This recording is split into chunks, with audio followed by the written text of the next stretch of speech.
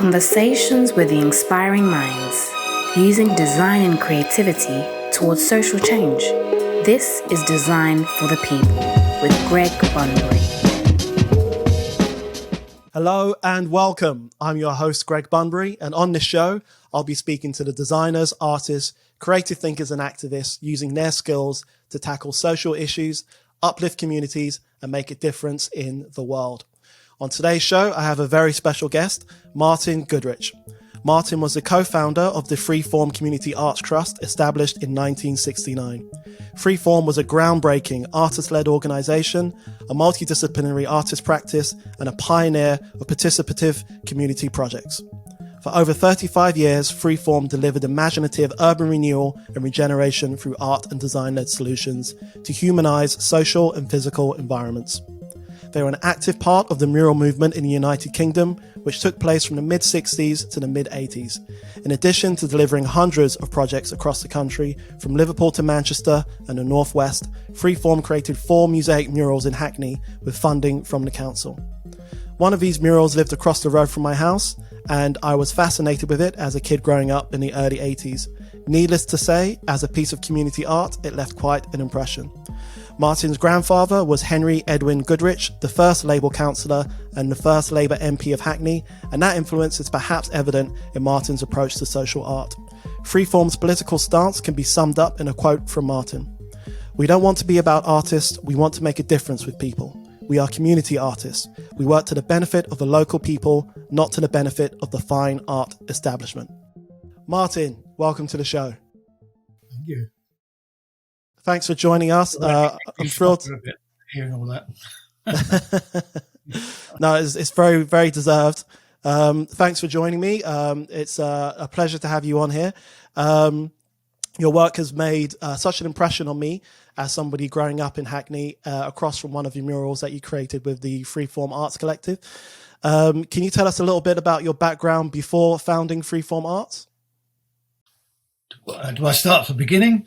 I think it's important to say that I'm from an immigrant stock, just like your good self, but we're Irish, and Irish people suffered lots of pressures when I was growing up. In fact, my name is actually Henry Martin Goodrich, but I was named Henry after my grandfather in England, who was the guy you mentioned, who was MP. But he had there was a loose conversation in my family's household, which was in Evering Road, just down the road from you. And there was a row developed, and the row was they were being very loose about what they were saying about Irish people. This was in front of my mother. And she went berserk and said, "I'm not going to call my son Henry. He's going to be called Martin." So effectively, I was called Martin until I think my father took me aside when I was about 16 and says, "When you're signing forms, you've got to start using the word Henry." You see? Then I found out about this story about my mother's outrage at being prejudiced as an Irish woman. And that's the kind of cultural background of my establishment.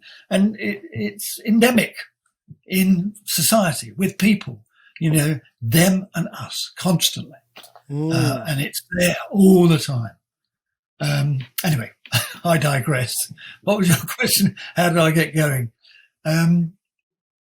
The important thing for me was that I didn't do very well at school. I did have and I didn't know this at the time, but I did have dyslexia, which meant I suffered a lot of lack of confidence. And the only thing that I survived in was drawing, but even that wasn't very good. I have to say, it was not very good at all. But one of my first job was with a company called Lotus Cars, a famous motor racing company, and they were in Cheshunt, and they were just emerging out of, I think they started up in Hornsey, and they were a very, an active company that was getting their cars together and selling to the market and then trying to compete in races like Le Mans. And it was quite a prestigious job. And when I applied for the job, there were 3 applicants and they gave it to me. I was absolutely thrilled. And in the time I was there, literally about a month of my start, Colin Chapman, the impresario, the man, came into the office, unrolled these wonderful drawings and said, "This is it, guys. This is the new racing car. I want it all built. This is what's new about it." And he got all excited and presented it. And then the whole team in the office, about 10 guys, said, right. And then the whole of the workforce just spent 3 months building this car. And then it went on to win his first Grand Prix at I think it was Monaco. So it's that kind of feeling about the power of someone's creative designs inspiring others to do their part in creating something. And I had that experience. And then I decided to leave because I realized that my job was becoming, because as they became a bit more famous, all I was doing was photocopying. And I didn't get enough drawing experience. So I was getting a bit fed up. And then I realized I didn't have the qualifications to progress in that particular field. I had no engineering degrees or anything of that nature. So I went back to college. I was only 17, by the way, so it wasn't as if I was, but it marked impression on me, the power of drawing. I then went to, eventually went to art school, and that was the same kind of experience. I couldn't really do it. And then I was just inspired by the fact that they would teach you, and they could teach you. And it was a sharing experience with 60 other boys, and girls, all aged between 16 and some of them were a bit older, 22, 23, but mainly it was 16 to 17-year-olds. And you all learnt together. And you can quite easily see within the context of people's drawings is those people who had drawings which looked fantastic, you began to realize that they weren't. You began to realize they weren't inquiring, they weren't searching, they were just doing what was in their head. And it was like they were stuck in their own head environment of creative. But they were the people I thought they were bloody marvelous, fantastic drawings. And so I was eventually picked. There was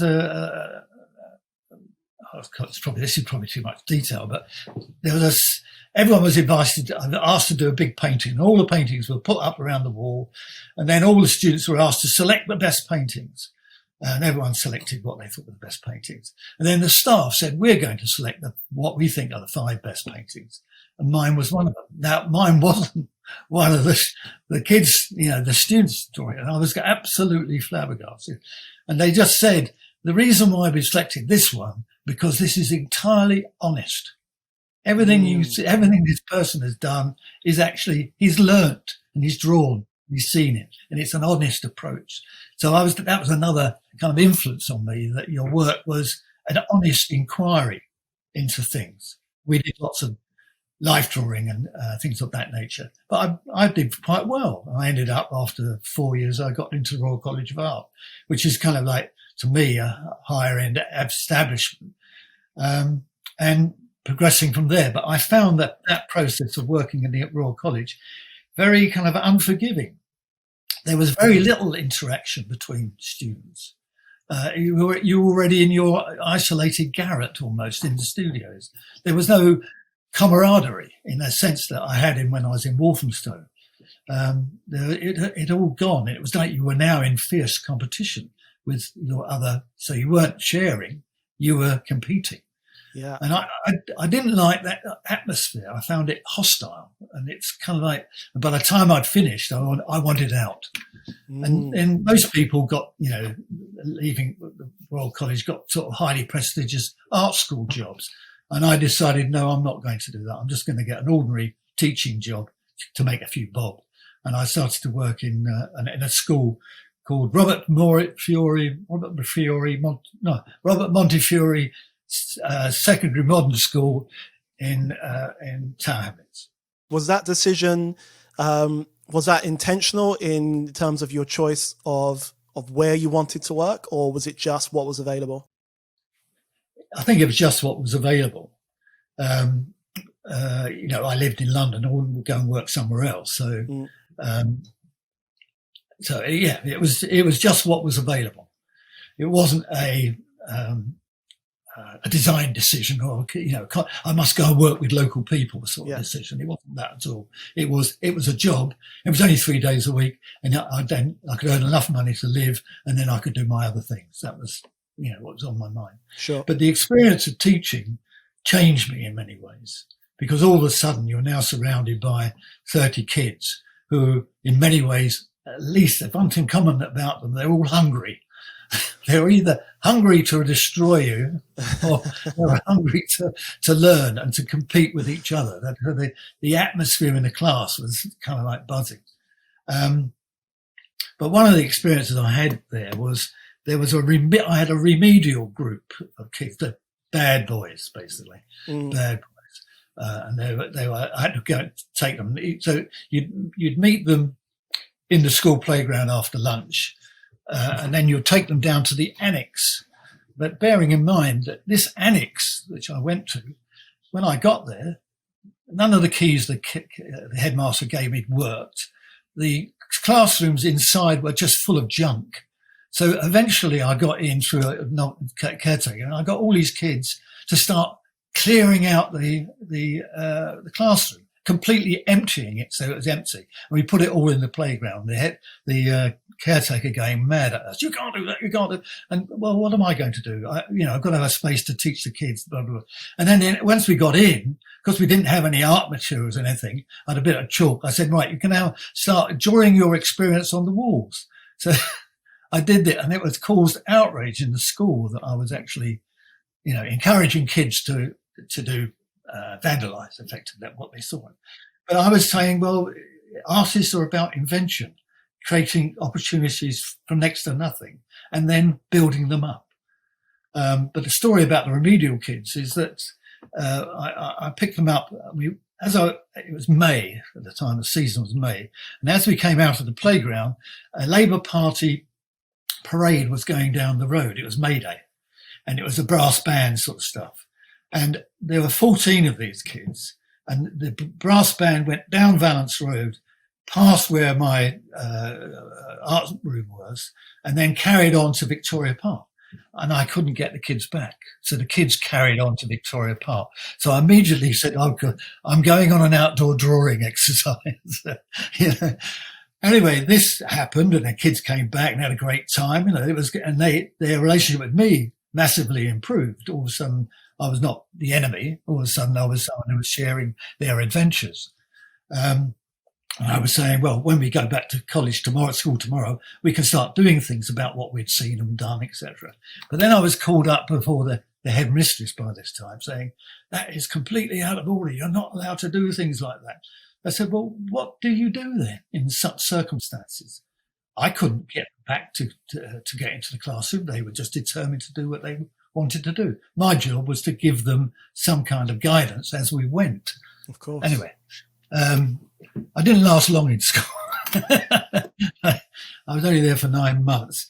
But the influences the other thing was that it was the beginning of major immigration of Pakistani children into the East End of London. And so one of my classes was totally, 100% Pakistani children. And they were unbelievably fantastic. They were, for me, a completely different experience because they were enthusiastic, committed, and they did wonderful work immediately. And it was like, wow, this is part of their culture. They're bringing this here. They've got it already. They're not like the other kids who've got nothing or nothing in their culture. These have rich culture, which they're growing up with. And there they were.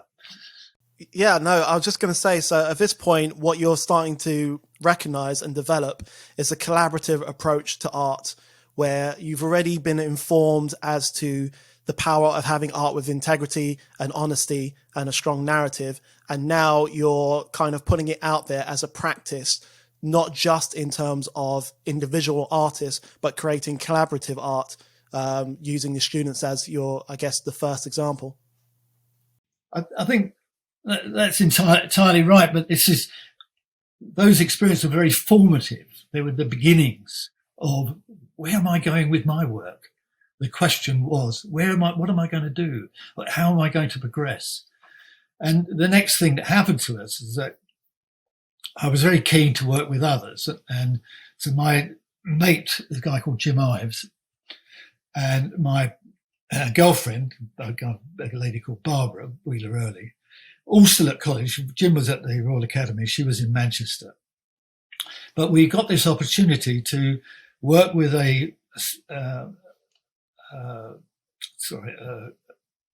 sorry, I can't get the word out.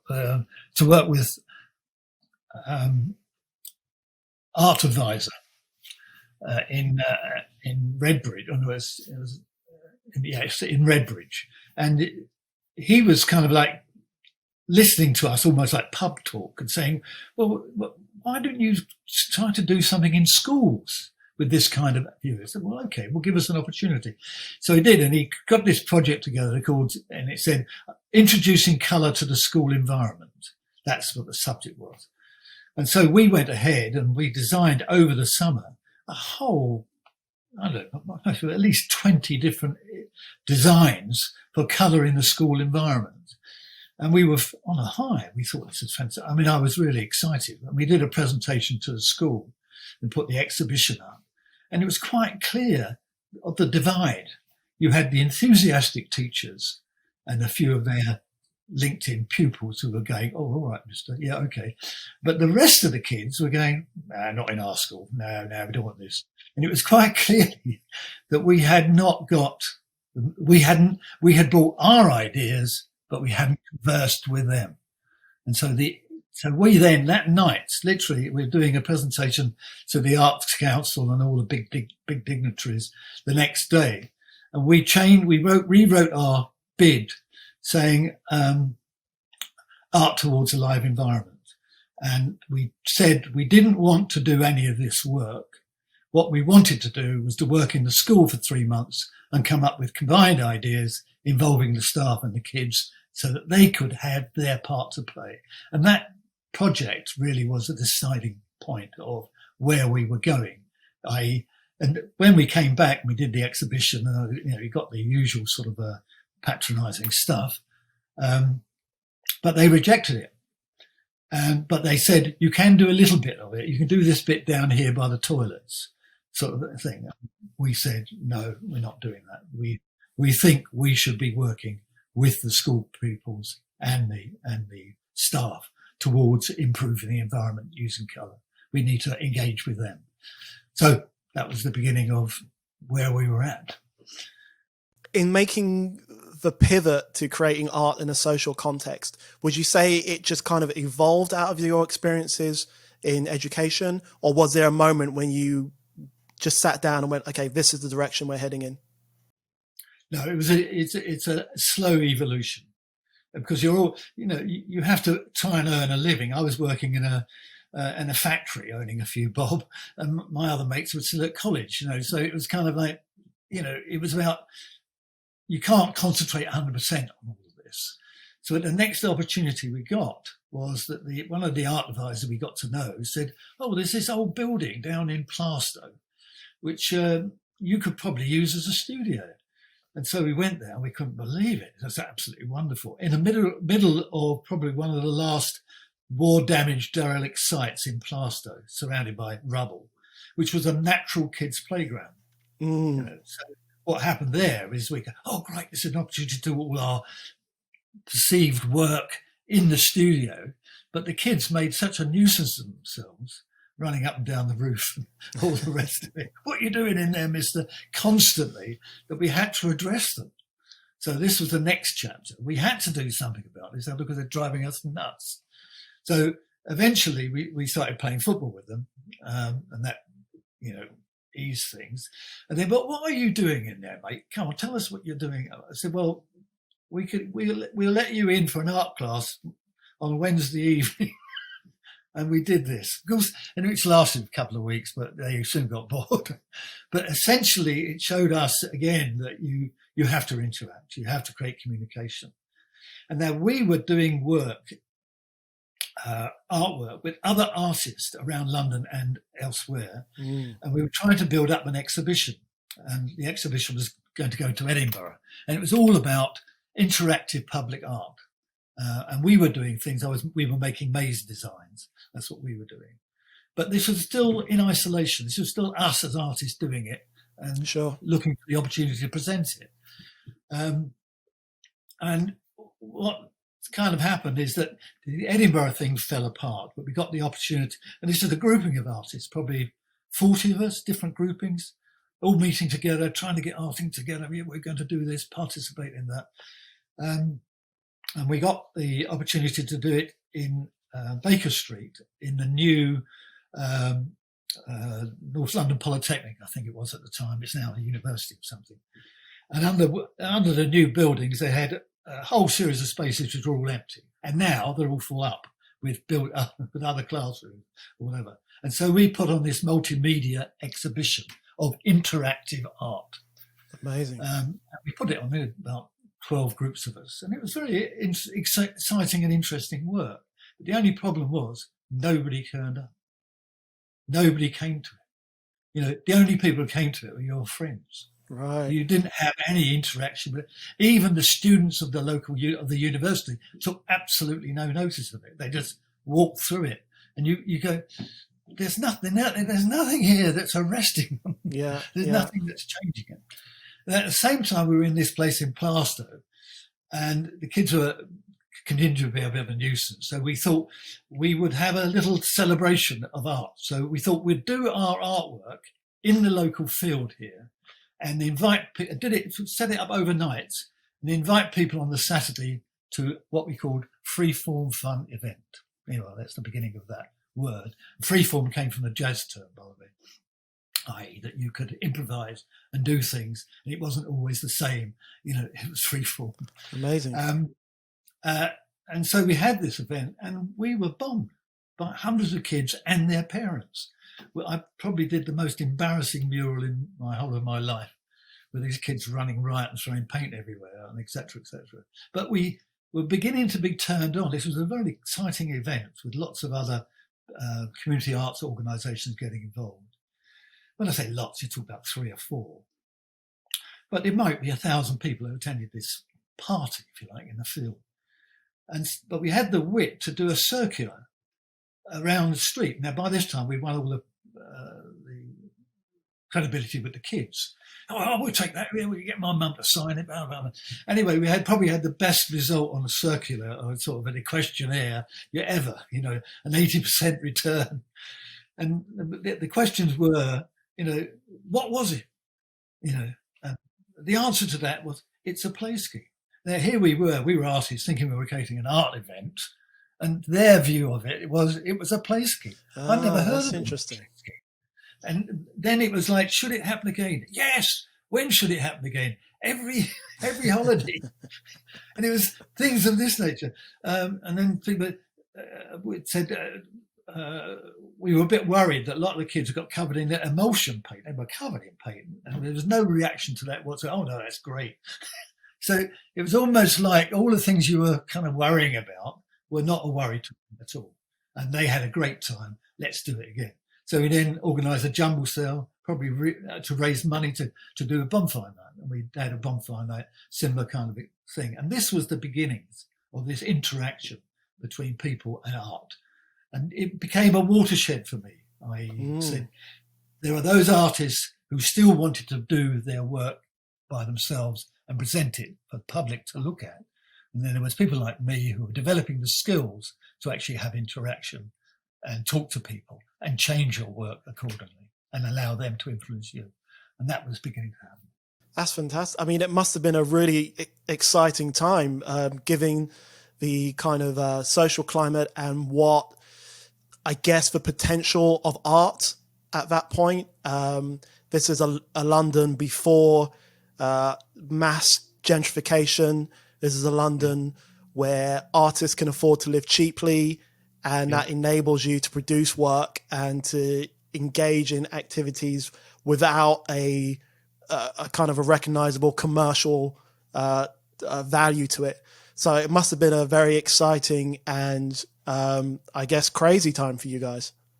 Yes, but it was still intellectual. We were still artists. We were still trying to do we were being changed. We were being moulded by those conversations. They were the major influence. So if somebody said, most artists are asking, what's your major influences? Well, for us, the major influence was the people we spoke to. That's where it was. And they were changing us. It wasn't the other way around. And so it was then a question of what kind of work do you do with these people? What do they want? And so play schemes was one of that thing. It's we don't want to be play scheme workers, was our kind of notion. So how do you turn that into something that's positive? So we approached local authorities to see whether we could do some work with them, and we began to realise the notion of festival was a real vehicle, i.e. that you could do, people would like to celebrate. So you get people, so we would create a festival. And we had several festivals in Canning Town and in Plaistow, and they became really successful vehicles for change, if you like. And the local authorities then started to take notice, because all of a sudden, it was the whole of that street was actually saying, we want to do something like this, as opposed to we don't know. Yeah. And it was being an influence. And that then grew, multiplied effectively. How did the projects regarding the murals and the gardens in Hackney come about? That work was probably about 5 or 6 years beyond where we were when I was just talking before. And we had done a whole series. We'd done a whole series of touring work. We'd actually worked in Liverpool and in Manchester, and we were doing celebratory events involving people, and out of that came murals or sculptures or whatever of that kind. And we were trying to persuade Hackney Council that this could happen in Hackney, particularly to the derelict sites and there were hundreds of them that existed in Hackney which hadn't been developed and was nobody interested in them whatsoever. And at that time, the Labour Party or the Labour government had introduced, I'm trying to remember the name, urban programme. The urban programme was a means by which government money could come to the local authorities to develop. But written in the urban programme, they were also saying it had to engage local people and involve them. So that was our key. We were able to say to the local authority, we can engage local people to create changes in the neighbourhood. So I have to say, it took about 3 years to convince them. It didn't happen already, but eventually we had the support of the planning department of doing this, because one of the guys in the planning department had also been in Liverpool and seen what we'd done there and realised this could happen in Hackney. So they then said, choose some sites in which you would like to do some changes, and they pointed us in a certain direction. And out of that came the project that you're talking, that you live with, which we called the Island on Evering Road. I remember it as Evering Road because that was part of my social history. Yeah, of course. Yeah.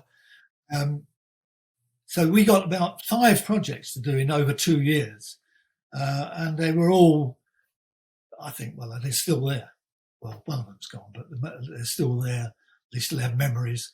And it's funny because my local pub, not that we go in it anymore, but it's near a project that I did. And people often say to me, did you do that snake? I said, yeah, we were involved in it. Well, my daughter was involved in that too. She did this. So people are having these stories in pubs, can you believe it, about how they participated in that project 35 years before. Fantastic. I guess the biggest thing for me with those murals is, even though I was a kid at the time of seeing the murals and being around the murals and playing around the murals, I didn't know anything about art beyond comic books. But I understood this was art. I understood it was public art, and that it was public art that was about the community and it was for the community. And even though in my younger years, in sort of the early 80s, I was fascinated with street art and graffiti, I understood this art had a participatory nature to it. Like, I felt like the art was about people and involved people. What were your thinkings behind creating the murals with the community? Was there a process to it, or did you just kind of just get in there and engage people? With the Evering Road one, we became aware that there was a group of local people who were up in arms about the fact that this site hadn't been dealt with, and the council had led it as a derelict. And they were saying there was, and that group of people are represented in the figures in the mural. There are some adults in it, and they were starting a campaign. So we found about them. We had meetings with them, and then together we decided what we could do about transforming that particular site. And they said, "Oh, let's paint a mural." So, and what's the mural should be about? What would be the images? Oh, well, I want it trees and, having good times. And so it all came from the conversations we had with the adult group with their children. So those people still exist. They're probably my age now, but they're there, and that's how it came about.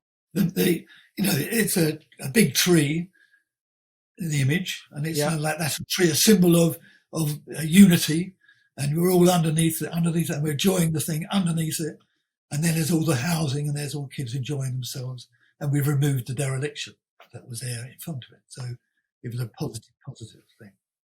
And one of the things that you mentioned that it's probably worth expanding on is the idea of funding for your projects, because for artists working today, or socially focused artists, funding is always going to be a challenge, and in some cases a sticking point in terms of getting your work out there. So was there a process by which you got better at seeking funding, or was it something that you just learned as you went along? Well, we got involved, and I was the co-founder of a thing called the Association of Community Artists. So we realized that there wasn't just us doing this kind of work. There were groups of artists all over England, and they were poorly represented in terms of the arts establishment. And quite frankly, the arts establishment is even more so today, extremely establishment, and I would say right wing. However, they would deny that totally. But they're about themselves. That's what they're about. And their genius and their ideas and everything else. And so this collaboration of groupings of people was there to lobby the Arts Council to recognise this work was going on. And it was a very effective lobby. And then the Arts Council wrote a report, which took 2 years to be written, of course. But the basic recommendations of that report was there should be a sum of money in the Arts Council set aside for this community arts development work. And from that, lots of groupings like us, Freeform, got our first real grant aid. It was a lot of money in those days. It was £14,000 for the year. And that was like, yeah. But with that recognition, and lots of other groups got exactly the same thing, you had a little bit more power to persuade your local authority. So I was explaining about the whole thing about the urban programme. A similar example of that was when I went to work in North Shields near Newcastle, and they had urban programme money, but they didn't really know how to meet the criteria or that are set by the government for getting people involved. So the way they were doing it was, we'll build a youth club. And so what? Yet another youth club? Sort of kind of scenario. And we run it with the normal staff. And it was clear that they wanted something different. They heard about us. They asked us to come up, and I did 2 feasibility studies of how they could create a garden involving people in a housing estate, and then how they could animate the fishing community to environmentally improve the bankside of North Shields Fish Quay. And we did those projects, and they were enormously successful. I mean, the Fish Quay Festival, in its 3rd year, was claimed by the press to have over 1 million people attending. I was sceptical about that, but it was well over 500,000 people attending the festival in North Shields. Wow. A nowhere place, effectively. But we then led to art it led to public art, it led to designing street furniture, all themed and conditioned, all involving local people and local fishermen. I remember my meeting with the local fishermen was quite interesting. They were typically sceptical, as they would be now. What's art got to do with me? And I just said, well, what happened was that they had an emblem on their tie, which is two fins swimming fish. So I said, I said to the chairman, look, if I could take your tie and blow it up 100 times and put that image on the bankside in mosaic and concrete and everything else. And they just looked at me and said, well, if you can do that, mate, you're in. It was almost like, the recognition that you had actually engaged, they're going to get something out of what you did. That was the important thing. They are going to benefit, and which in fact was the case. I think it's a really important distinction you've made there, that the art you're producing is not only is it about engaging local communities, it's for the local community in terms of uplifting their economy and uplifting their community. Yeah, so it can inspire them to also make creative contributions in their own community instead of being miserable buggers at home. That's really what it's about. It's like enacting and enabling people to have a voice. Looking back on all of your work now, decades later, what are your feelings on what you've achieved and kind of the state of public art today? Well, there's two answers to that. One is that our own experience, and our company demised. We demised because we were caught in the 2008 crash, financial crash. We had developed a building in Hackney called the Hot House. We invested a lot of money and time into it, and all of a sudden we owed money on this, and the banks wanted their money back, and we couldn't do anything about that. We couldn't raise the money. And it was almost like they were calling in on us, but we didn't have, if you like, the real energy to fight the issue. Sure. We were exhausted. We could, even though the building we built is fantastic. It's still there. Yeah. It's studios, et cetera, et cetera. It's as what we wanted, but we're not involved in it. And it was, immensely disappointing. And because of that disappointment, and I'd retired a year before, but it was like, and it was almost like I wanted to get back to individual art. I wanted to revert back, but I haven't actually. But, and the other thing was I was doing a project, which almost for the last 10 years of my creative life, which was about the environment, taking wasted glass and turning that into a decent product that could be used in everyone's home or in everyone's landscape. And it was being very successful, and we had developed loads of different ways of doing it and experimented. But what we were now looking for was investment to actually take it to the next stage. So you can have stuff that you can make in a studio, but that's not going to make its impression around the whole of London. You've got to be able to make stuff that can be put into a building that is big enough. Therefore, you've got to go into industry. And we tried to raise money. Of course, it was the wrong time to raise money. But there are 600 glass plaques that I made with my pals in the studio in Hackney, which are now describing the 60-mile walk around London. And people walk over them all the time. And you've probably walked over several of them. They're sort of 1.5 metre square, recycled glass coming from your old bottles. And that is a very good, sensible product, which died as soon as it hasn't been picked up by anybody. That's so unfortunate. Yeah, that's what happens. People, if you can't convince people, and money, people just, the money world, oh God, I don't want to hear this, it'll drive me nuts. What are your feelings on public art today? So we've had a year where there have been a lot of conversations about public art and how we create public art, how communities come together to influence public art that goes up. And after a tumultuous year politically and socially, what are your thoughts on the public art scene today? I think it's reviving. I think the Black Lives Matter, the notion of collective protest is so important, because in a way all of our projects were about that in a very minute scale. And it's getting a voice is what it's about. And essentially for the last 20 years, England people have lost their voice. They're not represented by anybody, and they haven't got it. So I think the only way you can do it is not through government, not through local authorities, but through your own endeavour, by coming together in various ways with different causes. I came across one of your art things. The billboards. Billboard, and I went, wow, I didn't know what it meant, but I thought I should inquire as to what it means.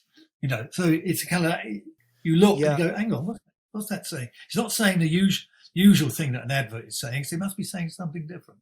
So this is good.